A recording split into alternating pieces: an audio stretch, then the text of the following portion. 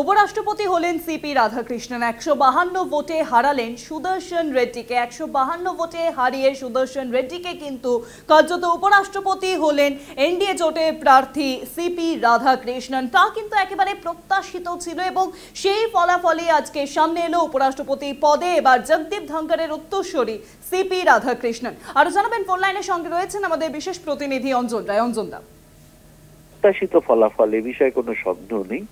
যেটা এনডিএ চেয়েছিল তার থেকে তারা বেটার রেজাল্ট করেছেন। 425টা তাদের ভোট ছিল, সেখানে দাঁড়িয়ে তারা 452টা ভোট পেয়েছে।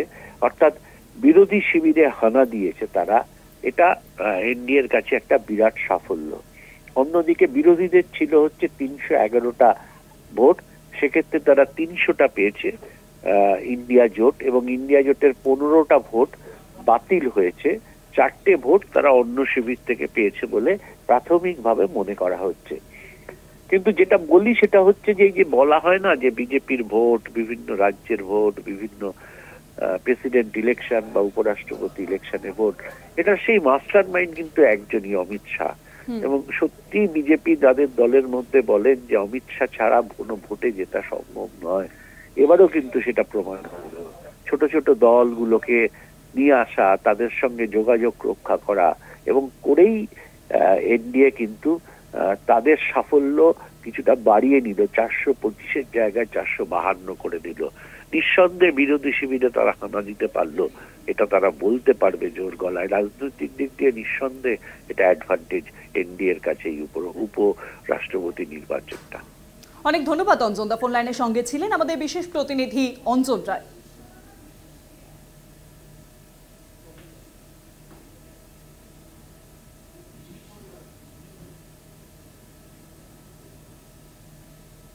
এটা তো হওয়ারই ছিল।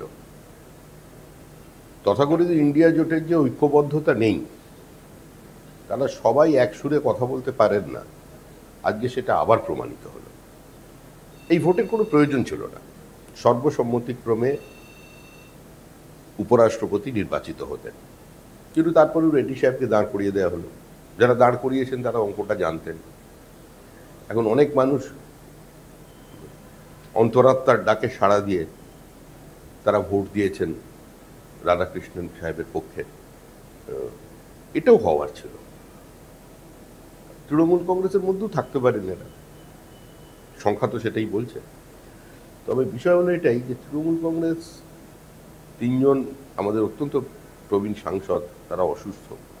তাদের যেভাবে নিয়ে আসা হলো এখানে, যারা লোকসভা রাজ্যসভায় আসতে পারছেন না, তাদের আমার মনে হয় তাদের এই বয়সে এভাবে টানা জেরা করে নিয়ে আসাটা ঠিক হলো না। এটা যদি সর্বসম্মত নির্বাচন হতো, সবাই বাড়িতে বসেই আনন্দ করতে পারতেন, সবাই মিলে একটা রাজনৈতিক সৌজন্য দেখাতে পারতেন, কিন্তু সেটা হলো না। এটা দুর্ভাগ্যের।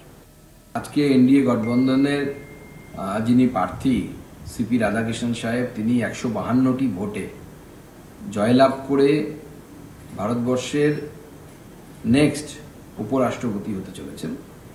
আমি সকল সংসদ সদস্যদের, সাংসদদেরকে যারা ভোট দিয়েছেন তাদেরকে ধন্যবাদ জানাই। অনেকে হয়তো এনডিএর সাংসদ হিসেবে চিহ্নিত নয়, কিন্তু তারাও অনেকে ভোট দিয়েছেন। তাদের সকলকে আমি অসংখ্য ধন্যবাদ জানাই। তারা সঠিক সিদ্ধান্ত নিয়েছে। এটা দেশের জন্য সুখকর। আমরা তো আগে থেকেই জানতাম আমরা জিতব, এবং একজন জাতীয়তাবাদী ব্যক্তি, ন্যাশনালিস্ট ব্যক্তি, তিনি ভারতবর্ষের রাষ্ট্রপতি হতে চলেছেন।